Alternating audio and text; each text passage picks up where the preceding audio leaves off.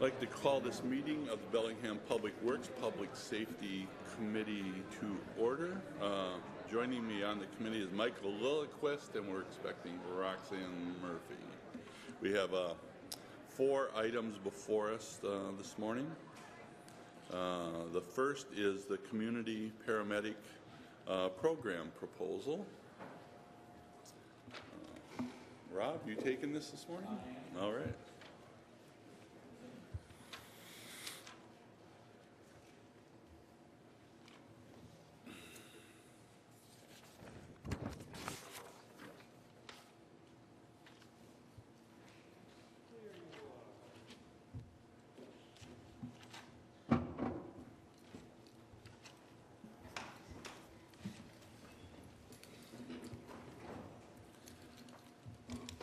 Give Roxanne a second here. Yes. Sorry to be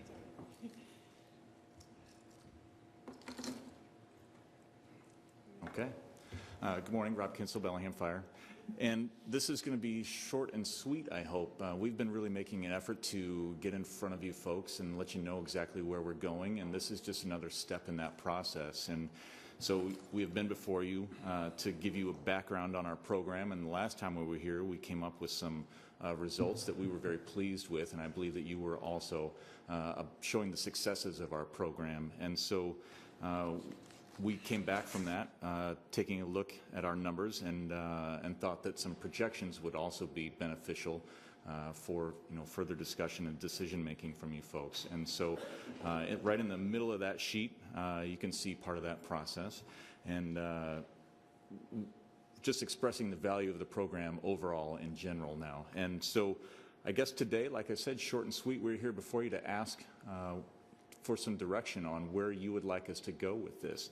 So we are thinking that there's 3 possible ways to go, and one is just to discontinue the program, completely, and of course that would be very disheartening. The second one would be to suspend the program until 2016.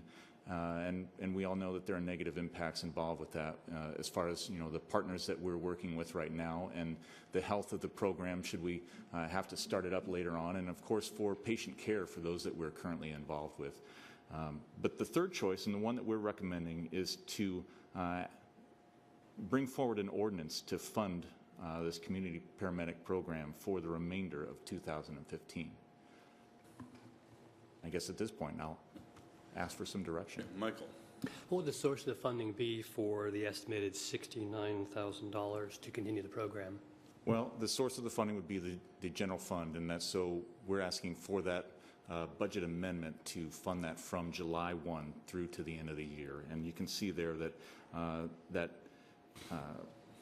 comes at $2,286 for a labor contract dealing with bringing a person into an office, and then also for backfilling at a worst case scenario. That's if we have to backfill every single shift that that we've taken this person off the line for, and we know that that will not be the case, but that is worst case. Follow up. Yeah, Michael. So I know that this program sort of justifies itself, but just in terms of pure economics, do we have any estimates on the cost savings we might get over on the EMS side by eliminating these frequent callers who are using kind of a high expense service? At this point in time, we're not able really to give you hard and fast figures. It's more theoretical dollars. I mean, we can certainly assign dollar values to a vehicle each time it goes out. We can assign a dollar value to those personnel on that vehicle each time it goes out, and then we could extrapolate that over the 320 or 576 calls that are saved just on this sample group. But in essence, I mean, we still have a duty. We still have to prepare and have those crews available. So it's not like we are going to be taking staff, off the line with the calls that are saved. This is allowing us to make projections for the future on possibly saving, the addition of a new vehicle over time, or something like that. So we have fixed costs; those won't go down, but we'll have more availability for calls maybe in the future. Absolutely. We are making our system more flexible and ready to respond to the emergencies that we've been tasked with, as our prime mission. Yeah, Roxanne. Well, I just hope that this is something that's going to grow over time. I'm highly supportive of it. So with that, I will move that we ask staff to create an ordinance for a 2015 budget amendment to fund the program, the community paramedic program, from July 1st through December 31st, 2015. Michael?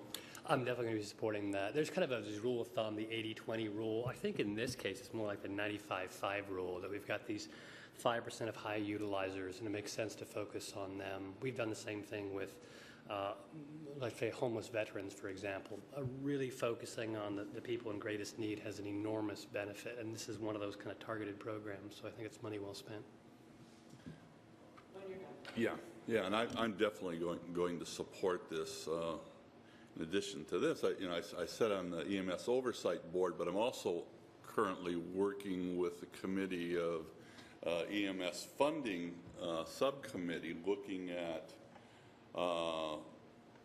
funding into the future for the EMS program, and trying to demonstrate, and for us being able to demonstrate these kind of programs, how this works and can save in terms of that funding, because we know the current way of funding is not working in terms of funding our EMS programs. If we can cut back in the terms of number of cost and the projected needs of it, it helps everybody all the way around. And I would hope as we fund this for the city, the next round when we put a new levy out, it will be able to be folded into the county program as a whole.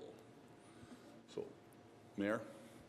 Well, and what had been mentioned previously, and I'm sorry I was a bit late, I don't know if you talked about this, is the effort that's going on to sign people up for health care right now. Consequently, in the future, there may be some way to recoup some of those costs when we're not going to the emergency room. So in addition to deferred costs, there might also be some cost sharing that we could expect in the future. I think there's another cost saving that doesn't necessarily go to us, but it goes to the hospital emergency room in terms of cost. When we can cut back on 320 calls to going to the emergency room, it saves on the community in general over those costs. And Terry, I think that's what I was alluding to, is the savings that we'll see in the hospital. Maybe there's some cost sharing we can do there. Yeah, good. Okay, all those in favor of the motion, answer aye. Aye. Okay, we will recommend that to the full council tonight, and thank you so much. Keep up the good work. Thank you. Okay, our next item is the Downtown Bellingham Partnership proposal for the parkade vacancy at 1302 Commercial Street. Thank you. Good morning, Ted Carlson, Public Works Department. This is coming before council because this is a request to lease some city-owned space. This is, as Councilmember Borneman mentioned, space in the Parkade building, commercial space that has been vacant for quite a while, a little over 3 years. It's a portion of the former Stamp and Coin location in the Parkade.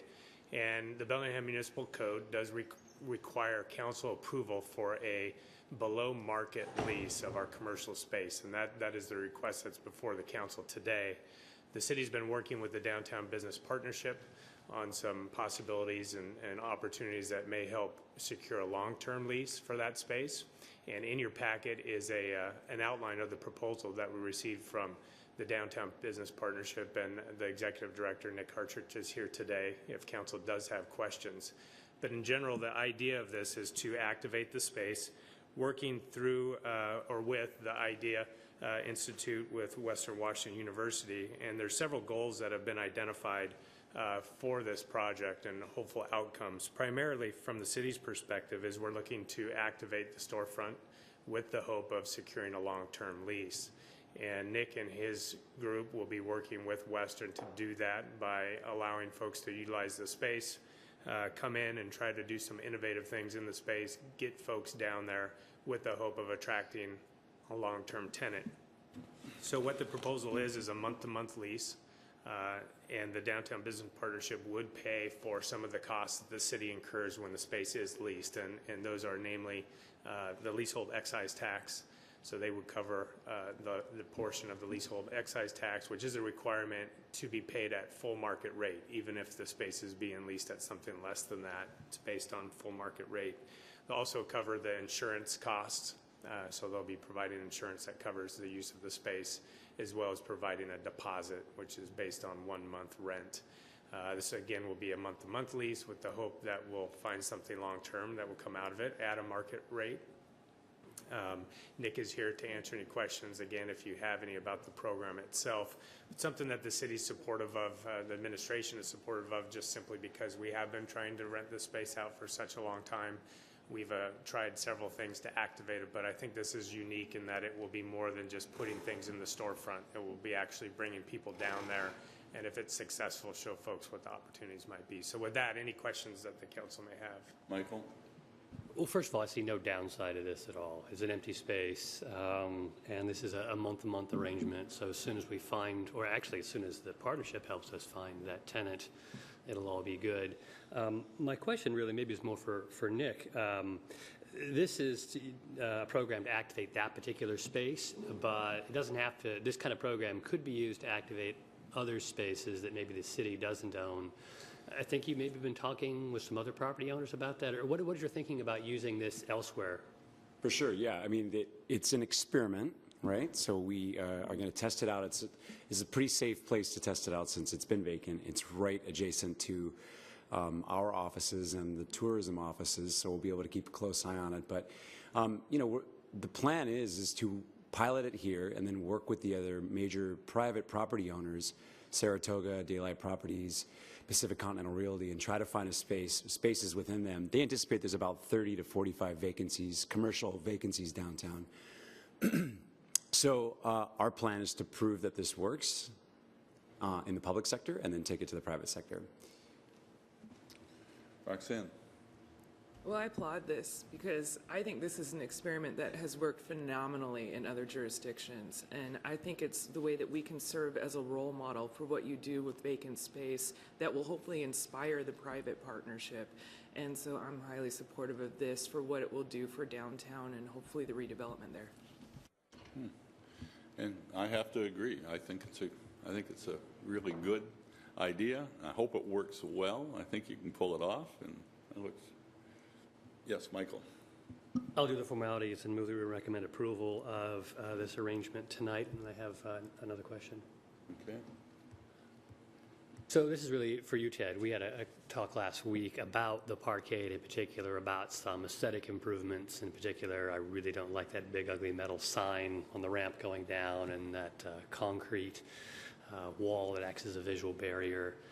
That whole kind of sidewalk is a little bit problematic. I know that there's talk about activating the plaza just to the north of this with a night market or other activities. What is the timeline for us doing some sort of aesthetic improvements that would make it easier for that storefront, whether or not, you know, the partnership activates it or we activate it? Yeah, as you may recall, we had a larger project associated with the parkade. It was about a $4 million renovation of the parkade. It was originally in the 2015-16 budget. And what we've done is broken that into really two different phases at this point. The first phase is going to address many of the things that you just mentioned, improving the signage, including the sign to the ramp, wayfinding, signage at the parkade itself, and we're in the process. We have a consultant on board. We're scoping that project. We're working with Nick and his staff to make sure that we're doing it in a way that the downtown business owners support. That will also have some other aspects of it associated with lighting and some tree trimming and some of the things that we heard through the downtown planning process, the Parkade Perk Up event that talked really about just how to make the facility more attractive, how to make people more aware that it's there. So some of those things will happen this year. Like I said, the scoping of that is underway. The design is underway, and we hope to have that bid out this year. The larger portion of that was associated with some of the more expensive aspects, including some structural repair of the parkade, minor, but relatively expensive in comparison to the signage. That would also include some improvements to the restroom. It would improve some of the commercial space in some ways. So that larger project has been pushed off a bit so that we can work with hopefully the Downtown Business Partnership on a parking program, looking at what do we really want to do to help activate not just the parkade but the downtown parking system. And that was a request that came out of council to continue to do some work on the downtown parking system. What we've done is worked with the Downtown Business Partnership, because what we want to do is engage the business owners in this next round of parking studies so that we understand what their concerns are, what they believe the needs are downtown, and we can address those through this most recent study, or study that we will start on this year. So from a timing perspective, signage, some of the aesthetic type issues that you talked about will happen this year. The larger structural components of the parkade will likely be a 16 project. Well, I'm really pleased to hear that some of those improvements we made this year, in particular, not so much for the downtown partnership, but for the visitor center right next door. A visitor center really needs to be easy for strangers, out-of-towners to find. And just some of those, that wall and that sign, it creates just a little bit of a visual barrier for the visitor center. Okay. We have a motion before us. All those in favor, answer aye. Aye. Aye. Okay, we'll recommend approval to the full council tonight. Thank you. Okay.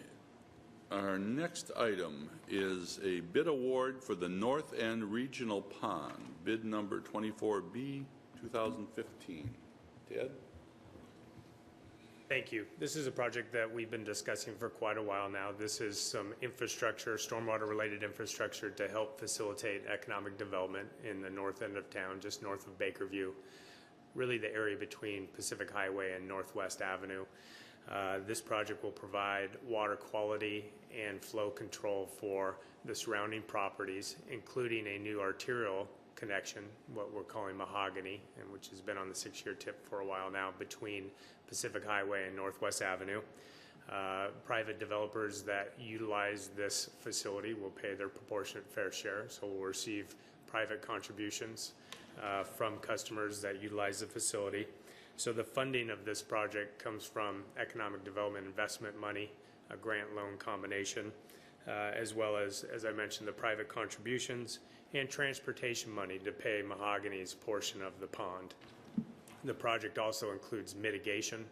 So in addition to building the stormwater facility, there's property just to the north of that where we're mitigating not only for the stormwater facilities, but also mitigating the impacts of a portion of Mahogany, the arterial itself. So the project really is a little bit larger in scope than just the stormwater facility. It's really a portion of Mahogany and preparing us for when we construct Mahogany in 2016. So it was a very competitive process, very tight bids on this. We were happy with that. The lowest responsive and responsible bid was from RAM Construction. It was under the engineer's estimate, and staff does recommend award of the bid. If we are successful in getting council's approval, construction will start in the next month or so. So with that, I'd be happy to answer any questions that council has. Okay. And Michael? Ted, thank you. You mentioned several sources of funding, but those actual amounts aren't listed. I know the private funding is sort of to be determined, but how big is that federal transportation grant, and how big are combined the EDI loan and grant? Because the balance, I assume, is our stormwater fund. Yeah, so the EDI grant was $2.5 million. So 1/3 of that was grant, and 2/3 was loan. So the loan was $1.675 million. And again, that's an EDI loan. We have that in place from the county. The private contributions, we have one private contribution in place that will be about $1.2 million for their proportionate fair share, and there'll be more of that to come as development occurs in the area. And we've got a model for that in terms of how do we define what people's fair share is. We went through really a process very similar to what we do with all of our utilities, where we identify total cost. We then go through a process to determine how we're going to allocate capacity within the facility, and so we've got that model in place moving forward. The portion of this project that's before you today that's associated with the arterial connection is about $1.5 million. And so the funding for that is a combination of regional service transportation money, that's federal money, as well as TIB, Transportation Improvement Board money, that's state money, that's state sales tax money. So the city received grants for Mahogany, but as I mentioned, Mahogany is paying about $1.5 million of this project itself. Stormwater will pay some of it, but largely this project's funded through private contributions and the transportation project. There's actually, once it's all said and done and we get our contributions back, the stormwater utility won't have funded too much of this project. It will be primarily Mahogany that's funding it for the local section. Yeah, it does sound like adding up all those numbers, there's only a couple $100,000 left for our own stormwater fund to pick up. When you talked about the TIB and the federal transportation dollars, I think the dollar total you mentioned mixed the road project as well as its stormwater contribution. Yeah, so the number I gave you, the 1.5 million, is the arterial's contribution to the project that's before you today. So the arterial is much bigger than that in terms of total dollar amount. I think it's in the 6.5 million maybe for the total cost. But what we've done is we've received a $2.25 million grant from TIB. This is for Mahogany itself, and so it's a little bit confusing because we're using some funding that we got for Mahogany. But whenever you build a transportation project, you've got to provide the stormwater and the wetland mitigation for that project itself. What we're doing in this case is we're providing some of that mitigation and stormwater now with this construction project so that when we build Mahogany, it will already be in place. So the total money for Mahogany is larger than the 1.5 million that I cited. That's just the contribution to the pond and the mitigation. So these numbers aren't adding up.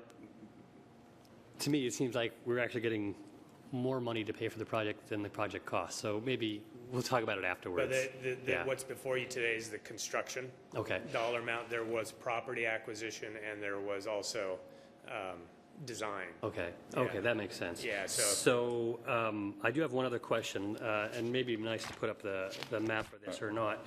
Looking at where the stream which runs through this property is, I'm trying to figure out, a large portion of Mahogany looks like it would drain to the north into the creek. I'm just wondering, is there any portion of Mahogany which we can't use, which won't be able to drain into this facility because it's downstream, basically? Yeah, Sam, will you come over here? Yeah, I'll have Sam Ship, the project engineer, come speak to that. And that's the case for some of the that is the case for some private development in the area where only a portion can go to the pond and some goes to a different basin. Yeah, the pond will service about 80 acres, but the entirety of Mahogany will be able to flow to the pond. We'll lay the stormwater pipe in such an elevation that we can convey the water there. Okay, Roxanne. Well, a point that I hope to make is, my hope is that this is something that will continue to support economic development. So we're looking at it right now, but I think for the long-term future, for the redevelopment of this area, we need this project. And so that's why I move that we award the bid for the North End Regional Pond to RAM Construction, bid number 24B-2015. Okay. Seeing no other comments, we have a motion before us. All those in favor, answer aye. Aye. Oh, I'm sorry, Go ahead, Mayor. vote. It doesn't Okay, matter. We did. yes, we did. Now we'll recommend approval tonight, but Mayor, I am sorry.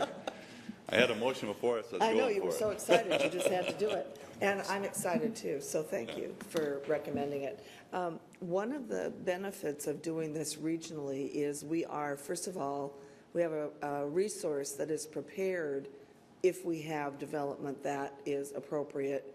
We don't have to start all over with their own individual stormwater retention pond. So that's a very positive thing.